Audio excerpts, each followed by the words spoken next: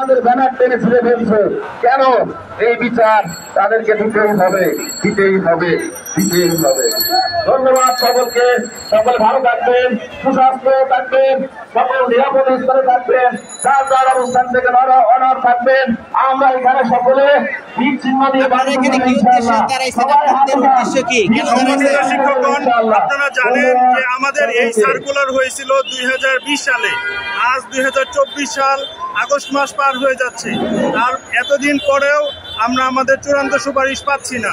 সম্মানিত শিক্ষকগণ, আপনাদের উদ্দেশ্যে বলতে চাই, আজকে আমরা দাঁড়িয়েছি যেন আমাদের দ্রুত, অতি দ্রুত আমাদের পঞ্চম গণবিজ্ঞপ্তির চূড়ান্ত সুপারিশ করা হয়। এবং আরো বলতে চাই যেন আমাদেরকে অটো এমপিও করতে হয়। অটো এমপিওর জন্য আপনারা জেনে থাকবেন যে 30টার বেশি ফাইল জমা দিতে হয়, এই অফিস সেই অফিস এবং অনেক কথা আছে। এটা নিয়ে আমরা এরকম হয়রানির আর শিকার হতে চাই না। এটা হচ্ছে আমাদের সকলের প্রাণের দাবি, যৌক্তিক দাবি। আমরা দ্রুত চূড়ান্ত সুপারিশ সহ আমরা অটো এমপিও চাই, এটাই আমাদের দাবি।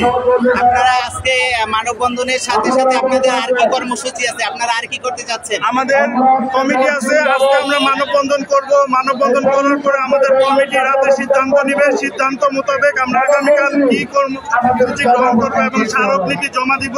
এটা হচ্ছে আমাদের। হ্যাঁ, আজকে আমরা সচিব স্যারদের কাছে স্মারকলিপি জমা দিব। কি উদ্দেশ্যে দাঁড়াইছেন? আপনাদের উদ্দেশ্য কি? আমাদের একটি উদ্দেশ্য, আমাদের পঞ্চম গণবিজ্ঞপ্তির চূড়ান্ত সুপারিশ গুরুত্ব দিতে হবে। আমাদের সাথে এনজেডসি অফিসের কর্মকর্তারা প্রতি সপ্তাহে তারা নয়ছয় করছে, এ সপ্তাহে না পরের সপ্তাহে এরকম করে তারা দিনক্ষণ করছে। আমরা আর বিলম্ব চাই না, আমাদের অতি দ্রুত চূড়ান্ত সুপারিশ দিতে হবে এবং তার সাথে সাথে আমাদের হয়রানি বন্ধ করার সাথে আমাদেরকে অটো এমপিও দিতে হবে।